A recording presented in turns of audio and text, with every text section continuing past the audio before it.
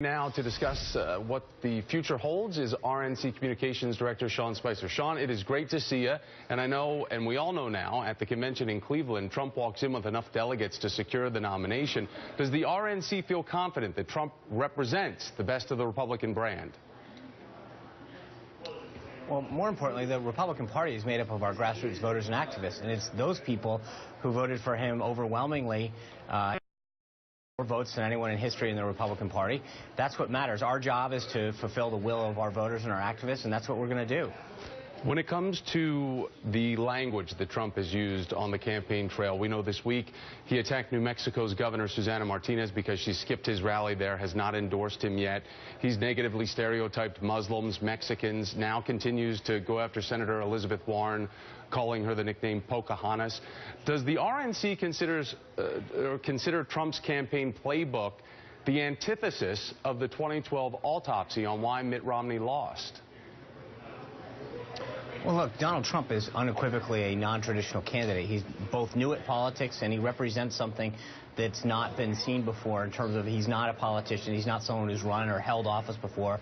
He's a successful businessman that comes at it, and he speaks to an element of this country that, frankly, has been disenfranchised and feels like their government hasn't looked out for him. He feels like he speaks for people that have lost their jobs or who haven't seen a wage increase. And I think for us to sit here and critique someone who has been so successful is kind of silly. I mean, he has, in some ways, of course, we've spoken out in the past. There are some issues and words and phrases and tone that he's used that we've had an issue with, but largely he's been successful doing it his way. I think that he continues to reach out and broaden the base of appeal, and that's why I think when you look at the polls, he's continuing to go upwards and Hillary Clinton goes down. What I think most Americans are more concerned with is they've had enough of Hillary Clinton, enough of the status quo, they've had enough of the corruption, they've had enough of being told that what they see is good enough, and they've had enough of Hillary Clinton having one set of rules and another for everybody else. So when it comes to the Growth and Opportunity Project, and that was released in 2013 by the RNC, at the time, the chairman, Reince Priebus, said, in reflection of what the autopsy put together, I think it's about being decent. I think it's about dignity and respect, that nobody deserves to have their dignity diminished or people don't deserve to be disrespected. Does Trump embody that? No, in some way, I mean, he speaks to people who have been left behind. He speaks to a different group of Americans that haven't been engaged necessarily in the political process. But again, as I said, I mean, there are some phrases and words that he uses that I think we've sort of taken issue with or encourage him to not use going forward. But he's been successful, and I think we've got to recognize that and understand that. But I think that there are ways that we continue to push where we want this party to be more inclusive and more welcoming. We want to talk about the opportunity that we offer and believe in as a party. And we want to welcome more people into it because that's the only way we're going to continue to grow as a party. So where we have differences, we talk to the campaign and to the candidate privately and discuss them. But again, he's also taught us a lot about how to grow the party and reach out to constituencies that haven't been involved in the political process before. So let's talk about that, because just this week, we know the Hill obtained this internal memo that said that the RNC is upping its staff in key battleground states, trying to stop the momentum of Hillary Clinton. So where's the RNC focusing for the key demographics needed? Right, so we've had the largest, most expansive field program in history. After 2012, that Growth and Opportunity Report that you referenced, Chairman Priebus recognized that hoarding a bunch of cash until the last few months and then spending it on TV ads and sending people in the states was wrong. We need to have a year-round presence in communities and battleground states throughout the country. So we've had that for the last 3 years. Chris Carr, our protocol director, announced yesterday that we're doubling down. We'll have another 250 staff deployed into battleground states in the next couple of weeks. Then we'll have another wave and another wave after that. We intend to have, thousands of people in the field as we move forward. That's given us a huge heads up in this general election campaign because the DNC is functionally broke. They don't have the ability to do that. We've been able to put those people in battleground states months ago. We've had a 34-month head start on the Democrats when it comes to the ground game. And frankly, that's what this is all going to be about. Contact, voter persuasion, getting people out to vote, and as people vote earlier, that we figure out when they're going to vote, who's helping them make those decisions, who the influencers are. That ground game is critical. It's one area where we have a huge advantage on the Democrats. Does the RNC support Donald Trump having a debate with Bernie Sanders before the California primary? Oh, sure. I mean, if they want to do that, I think it would set up an unbelievable contrast, both in process and in substance. On the process thing, I mean, you have Hillary Clinton saying she'll debate anywhere, anytime, except Bernie Sanders in California, which she had agreed to. So the idea that Donald Trump could walk in and show, hey, I'll do it anywhere, anytime, really speaks volumes and would set up a nice contrast. And on the substance, I think that you have Bernie Sanders, and aside from offering everybody a free another flavor of Ben & Jerry's ice cream, he's offering people a very far-left, extreme socialist agenda. That's in sharp contrast to Donald Trump, who's focused on getting people back their jobs, focusing on the issues, and putting a government in place that's actually responsive to people.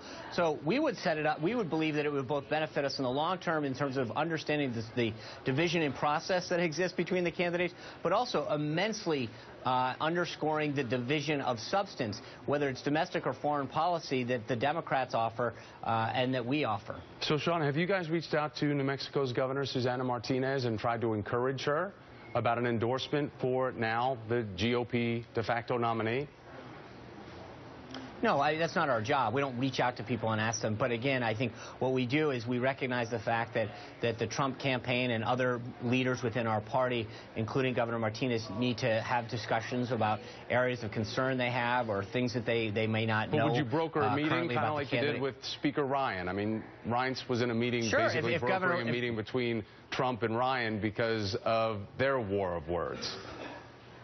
Sure, and I think if we can be helpful, continuing to unite this party. But again, Thomas, I think the media is obsessed with these one-offs in the Republican Party. This leader, that person, this tweet, that tweet. You look at what's going on the other side, right? Let's be fair about this.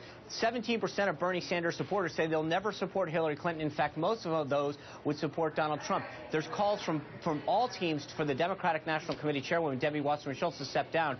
Bernie Sanders actually went as far as endorsing her primary opponent. So when you talk about divisions and issues, I actually think that it's a nice media game to continue to talk about the Republican Party, but there are vast differences, not just personality-wise in the Democratic Party, but massive substance issues.